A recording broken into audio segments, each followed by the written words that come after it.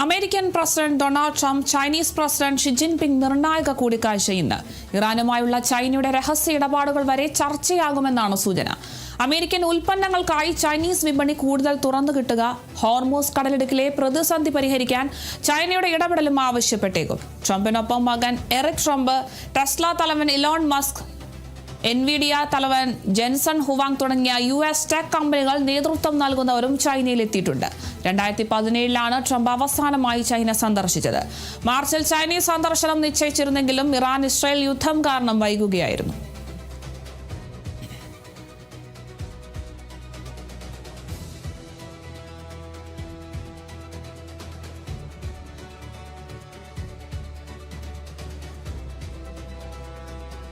American president Donald ട്രംപിന്റെയും Chinese president Xi ജിൻപിങ്ങിന്റെയും നിർണായകമായ കൂടിക്കാഴ്ച ഇന്നാണ്. വളരെ നിർണായകമാണ്. എന്തുകൊണ്ടെന്നാൽ വ്യാപാര വ്യവസായ മേഖലകൾ ഊന്നൽ കൊടുത്തിക്കൊണ്ടുള്ള ഒരു ചർച്ച തന്നെയാണ് ഇന്ന് രണ്ട് പേരും തമ്മിൽ നടത്തുന്ന ഈ ഒരു ചർച്ച. എന്തായാലും ഇറാനുമായുള്ള ചൈനയുടെ രഹസ്യ ഇടപാടുകൾ വരെ ഈ ഒരു കൂടിക്കാഴ്ചയിൽ ചർച്ചയാകുമെന്നൊരു സൂചനയൊക്കെ പുറത്തേക്ക് വരുന്നുണ്ട്. അമേരിക്കൻ ഉൽപ്പന്നങ്ങൾക്കായി ചൈനീസ് വിപണി കൂടുതൽ തുറന്നു കിട്ടുക എന്നതും ഒരു ലക്ഷ്യം തന്നെയാണ്. അതുപോലെ തന്നെ പശ്ചിമേഷ്യൻ യുദ്ധത്തിനിടയിൽ ഹോർമൂസ് കടലിടുക്കിലെ പ്രതിസന്ധി വലിയ രൂക്ഷമാകുന്നുണ്ട്. ഈ ഒരു പ്രതിസന്ധി പരിഹരിക്കാൻ വേണ്ടി ചൈനയുടെ ഇടപെടലൊക്കെ ആവശ്യപ്പെടുന്നതിന്റെ ഭാഗമായിട്ടാണ് ഇത്തരത്തിലൊരു കൂടിക്കാഴ്ച സംഘടിപ്പിച്ചിരിക്കുന്നത്.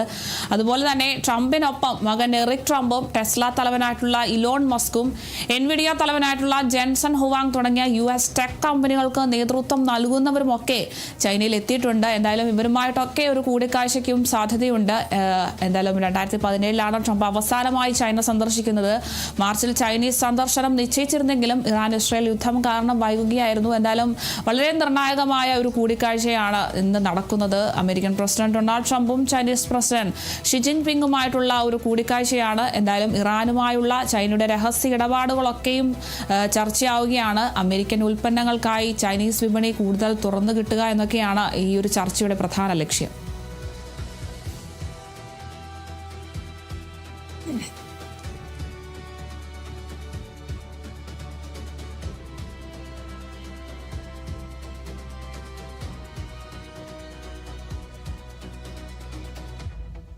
നീറ്റ് പരീക്ഷാ ചോദ്യപേപ്പർ ചോർച്ചയിൽ സഹോദരങ്ങളായ 2 BJP പ്രവർത്തകരെ അടക്കം 5 പേരെ കൂടി അറസ്റ്റ് ചെയ്ത് CBI. അറസ്റ്റിലായവരിൽ രാജസ്ഥാനിലെ ജയ്പൂരിൽ നിന്നുള്ള സഹോദരങ്ങളായ ദിനേശ് ബിവാൽ, മംഗിലാൽ ബിവാൽ എന്നിവർ BJPയുടെ സജീവ പ്രവർത്തകരാണ്. ഹരിയാനയിലെ ഗുഡ്ഗാവിലുള്ള ഒരു ഡോക്ടറിൽ നിന്നും 15 മുതൽ 30 ലക്ഷം രൂപ വരെ നൽകിയാണ് ദിനേശ് ബിവാളും സഹോദരൻ മംഗിലാലും ചോദ്യപേപ്പർ വാങ്ങിയതെന്നാണ് അന്വേഷണ ഏജൻസികൾ ആരോപിക്കുന്നത്. സ്വന്തം കുടുംബത്തിലെ കുട്ടികൾക്ക് വേണ്ടിയാണ് ഇത് ആദ്യം വാങ്ങിയതെങ്കിലും പിന്നീട് പണമുണ്ടാക്കാനായി സിക്കറിലെയും മറ്റ് വിദ്യാർത്ഥികൾക്കും ഏജന്റുകൾക്കും ഇത് മറച്ചു വിറ്റതായും കരുതപ്പെടുന്നു. സിക്കർ കേന്ദ്രീകരിച്ച് പ്രവർത്തിക്കുന്ന വലിയൊരു സംഘം ചോദ്യപേപ്പർ ചോർച്ചയ്ക്ക് പിന്നിലുണ്ടെന്നാണ് CBIയുടെ കണ്ടെത്തൽ.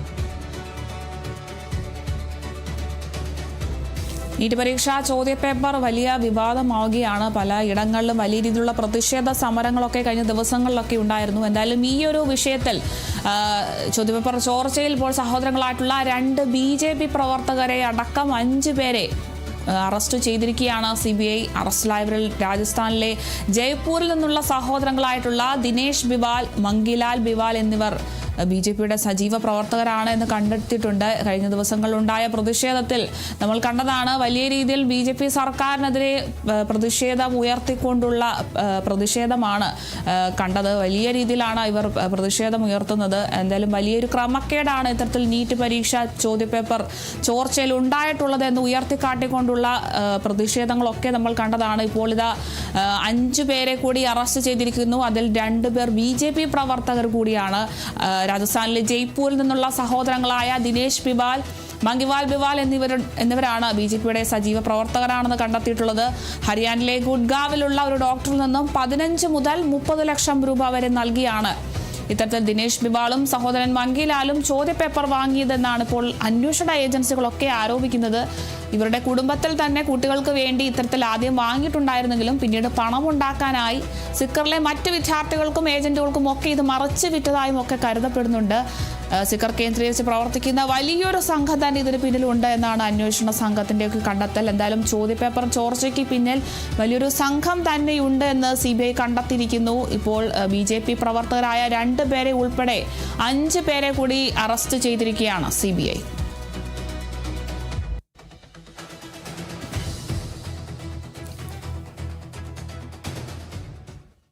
നീണ്ട ചർച്ചകൾക്ക് ശേഷം കോൺഗ്രസ് മുഖ്യമന്ത്രി പ്രഖ്യാപനം ഇന്നുണ്ടാകുമെന്നാണ് വിവരം. KC വേണുഗോപാൽ, VD സതീശൻ, രമേശ് ചെന്നിത്തല എന്നിവരുടെ പേരുകൾ ഉയർന്ന ചർച്ചയ്ക്കൊടുവിൽ ആരുടെ പേരാവും ഹൈക്കമാൻഡ് പ്രഖ്യാപിക്കുക എന്നതിലേക്ക് ഉറ്റുനോക്കുകയാണ് കേരളം. നോക്കാം മുന്നിൽ ആരാകും മുഖ്യൻ.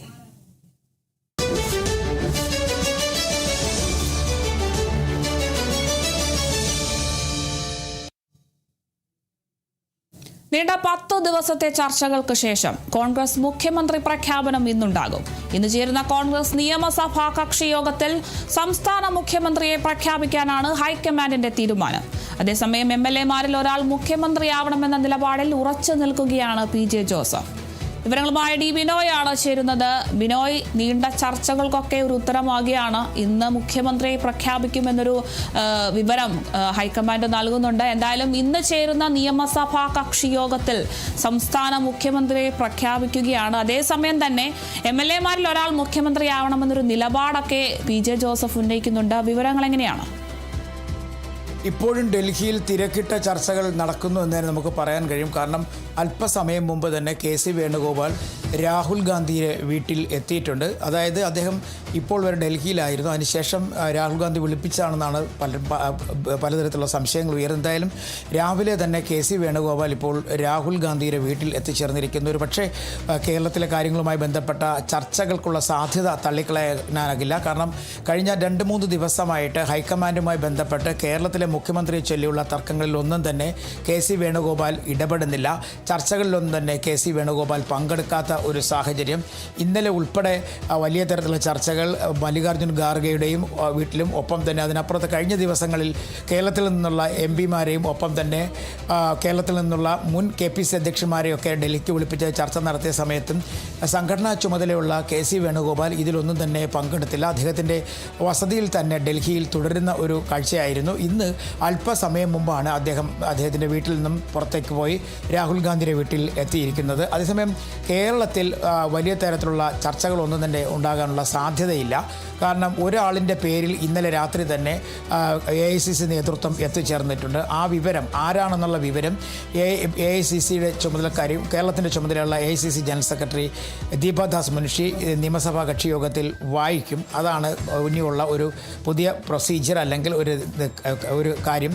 അതിന് തൊട്ട് പിന്നീട് നിയമസഭാ കക്ഷി യോഗം ചേരുകയും ചെയ്യും. ഒപ്പം ഇന്ന് 2 മണിക്ക് ഘടകകക്ഷികളുടെ യോഗവും വിളിച്ചിട്ടുണ്ട്. മുഖ്യമന്ത്രിയെ തിരഞ്ഞെടുത്ത് കഴിഞ്ഞാൽ ഉടൻ തന്നെ സത്യപ്രതിജ്ഞയുമായി ബന്ധപ്പെട്ട കാര്യങ്ങളെക്കുറിച്ച് ചർച്ച ചെയ്യുന്നതിനായി ഇന്ന് ഗവർണർ കാണും എന്നുള്ള കാര്യങ്ങളും ഇപ്പോൾ പുറത്തു വരുന്നുണ്ട്. ഇന്നലെയിൽ നിന്നും വ്യത്യസ്തമായി എല്ലാ നേതാക്കന്മാരെയും ഇന്ന് KPCC ആസ്ഥാനത്ത് എത്താനാണ് നിർദ്ദേശം നൽകിയിരിക്കുന്നത്. അതായത് തിരഞ്ഞെടുക്കപ്പെട്ട സ്ഥാനാർത്ഥികളെല്ലാം തന്നെ ഇന്ന് KPCC ആസ്ഥാനത്ത് എത്തണം എന്നൊരു നിർദ്ദേശം നൽകിയിട്ടുണ്ട്. അതുകൊണ്ട് തന്നെ 1 മണിക്കാണ് യോഗം.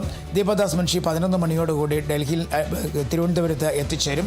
അതിനുശേഷം ഇന്ന് തിരുവനന്തപുരത്ത് ഒരു ചർച്ചകളും പറഞ്ഞിട്ടില്ല. ഡൽഹിയിലും അത്തരത്തിൽ ചർച്ചകളൊന്നും തന്നെ ഇല്ല. എങ്കിൽ തന്നെയും ഇന്ന് രാവിലെ തന്നെ KC വേണുഗോപാൽ ഇപ്പോൾ രാഹുൽ ഗാന്ധിയുടെ വീട്ടിലെത്തി ചർച്ചകൾ നടത്തുന്നു എന്നുള്ള വിവരങ്ങളാണ് നമുക്ക് ലഭിക്കുന്നത്. ഇതിൽ നമ്മളൊരു കാര്യം മനസ്സിലാക്കേണ്ട, കഴിഞ്ഞ ദിവസങ്ങളിലൊക്കെ തന്നെ കേരളത്തിൽ വലിയ തരത്തിൽ രമേശ് ചെന്നിത്തലയുടെ വീട്ടിലും VD സതീശൻ്റെ വീട്ടിലുമൊക്കെ അവരുടെ അണികൾ ഒത്തുചേർന്ന് നിന്നിരുന്നു. പലപ്പോഴും VD സതീശൻ്റെ വീട്ടിൽ വലിയ തരത്തിൽ മുദ്രാവാക്യം വിളികളൊക്കെ ഉയർന്നു വന്നിരുന്നെങ്കിൽ തന്നെയും പിന്നീട് നേതാക്കൾ ഇടപെട്ട് അണികളെ തന്നെ അവിടെ നിന്ന് പറഞ്ഞു വിടുകയായിരുന്നു. അതേസമയം ഇന്ന് KPCC ആസ്ഥാനത്തേക്ക് എല്ലാവരും എത്തുന്നതോടുകൂടി തന്നെ നേതാക്കൾക്കൊപ്പം തന്നെ അണികളും KPCC ആസ്ഥാനത്ത് എത്തും എന്നാണ് പ്രതീക്ഷിക്കുന്നത്. എന്തായാലും ഇന്ന് തന്നെ മുഖ്യമന്ത്രി തീരുമാനത്തിലേക്ക് എത്തിച്ചേരും എന്നുള്ള പ്രതീക്ഷയാണ് എല്ലാ നേതാക്കന്മാരും പങ്കുവയ്ക്കുന്നത്. കാരണം ഈ മുഖ്യമന്ത്രി തീരുമാനിക്കുന്നത് വൈകിപ്പോകുന്നതിൽ വലിയ തരത്തിലുള്ള ആശങ്കയും വിയോജിപ്പുമൊക്കെ ഈ ഘടകകക്ഷികൾ മുന്നോട്ട് വെച്ചിട്ടുണ്ട്. പ്രത്യേകിച്ചും ലീഗും അതുപോലെ തന്നെ RSPയും കേരള കോൺഗ്രസ് ജോസഫ് വിഭാഗവുമാണ് മുഖ്യമന്ത്രി തീരുമാനത്തിൽ വൈകുന്നതിനെതിരെ കടുത്ത അമർഷം പ്രകടിപ്പിച്ചിട്ടുള്ളതും അവർ അവരുടെ അതൃപ്തി ഹൈക്കമാൻഡിനെ അറിയിക്കുകയും ചെയ്തിട്ടുണ്ട്. അതിന് തൊട്ടു പിന്നാലെ ഘടകകക്ഷി നേതാക്കന്മാരെല്ലാം തന്നെ ഇന്ന് തിരുവനന്തപുരത്തേക്ക് തിരിച്ചിട്ടുണ്ട്. കാരണം ഇന്ന് ഐക്യ ജനാധിപത്യ മുന്നണിയുടെ യോഗം വിളിച്ചിരിക്കുന്നൊരു സാഹചര്യത്തിലാണ് ഇവരെല്ലാം തന്നെ തിരുവനന്തപുരത്തേക്ക് പുറപ്പെട്ടിരിക്കുന്നത്.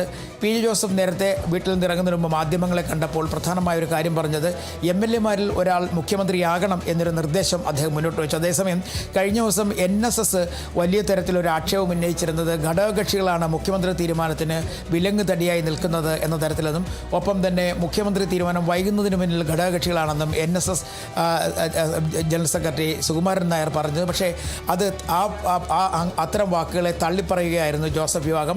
ഒരു വിധത്തിലും ഘടകകക്ഷികൾ ഒരു കാര്യത്തിലും ഇതിലൊന്നും ഇടപെട്ടിട്ടില്ല. പക്ഷേ ഒറ്റ കാര്യം മാത്രമാണ് അവർ പ്രധാനമായും പറയുന്നത്, MLA-മാരുടെ ഭാഗത്തു നിന്ന് ഒരാൾ മുഖ്യമന്ത്രിയാകണം എന്നൊരു നിർദ്ദേശമാണ് ഇപ്പോഴും PJ ജോസഫ് പറയുന്നത്. ഇതേ നിലപാട് തന്നെ RSPയും ആവർത്തിക്കുന്നു. അതേസമയം ലീഗ് ആകട്ടെ VD സതീശൻ തന്നെ വേണം എന്നൊരു ആവശ്യം കൂടി ഉന്നയിക്കുന്നു. എന്തായാലും ഇത്തരത്തിൽ വലിയ തരത്തിലുള്ള ആവശ്യങ്ങൾ ഘടകകക്ഷിയുടെ ഭാഗത്തു നിന്നും ഉയരുമ്പോൾ ആരായിരിക്കും മുഖ്യമന്ത്രി എന്നുള്ള കാര്യത്തിലാണ് ഇപ്പോഴും ആശങ്ക തുടരുന്നത്.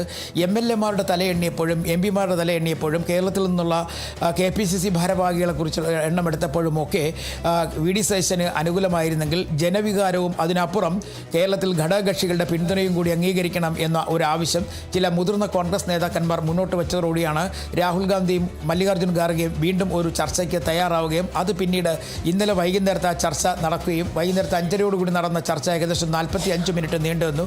അതിനുശേഷം ഇരു നേതാക്കന്മാരും പിരിഞ്ഞു. പിന്നീടാണ് ജയറാം രമേശ്, അതായത് AICCയുടെ മാധ്യമ ചുമതലയുള്ള ജനറൽ സെക്രട്ടറി കൂടിയായ ജയറാം രമേശ് പുറത്തെത്തി ഇന്ന് പ്രഖ്യാപനമുണ്ടാകും എന്നുള്ള വിവരങ്ങൾ അറിയിച്ചത്. നിലവിൽ ഇപ്പോൾ ഒരു ചർച്ചകളും നടക്കുന്നില്ല എന്ന് പറഞ്ഞിരുന്നെങ്കിൽ തന്നെയും രാഹുൽ ഗാന്ധിയും ഒപ്പം തന്നെ KC വേണുഗോപാലുമായുള്ള കൂടിക്കാഴ്ച നടക്കുന്നുണ്ട്. ഇതുമായി ബന്ധപ്പെട്ട വിവരങ്ങളൊന്നും തന്നെ പുറത്തേക്ക് വന്നിട്ടില്ല. എന്തായാലും രാവിലെ സാധാരണഗതിയിൽ KC വേണുഗോപാലിൻ്റെ പതിവ് യാത്രകൾക്കപ്പുറത്തേക്കാണ് ഇന്ന് രാഹുൽ ഗാന്ധിയുടെ വീട്ടിലേക്ക് എത്തിയിരിക്കുന്നത്. അദ്ദേഹം ഡൽഹിയിൽ തന്നെ തുടരുന്നു എന്നുള്ളതാണ് മറ്റൊരു പ്രധാനപ്പെട്ട കാര്യം. ഇനി മുഖ്യമന്ത്രിയായി തിരഞ്ഞെടുക്കപ്പെടുന്ന ആൾ ഇന്ന് തന്നെ ഗവർണറെ കാണും എന്നും ചില അഭ്യൂഹങ്ങൾ പുറത്തേക്ക് വരുന്നുണ്ട്.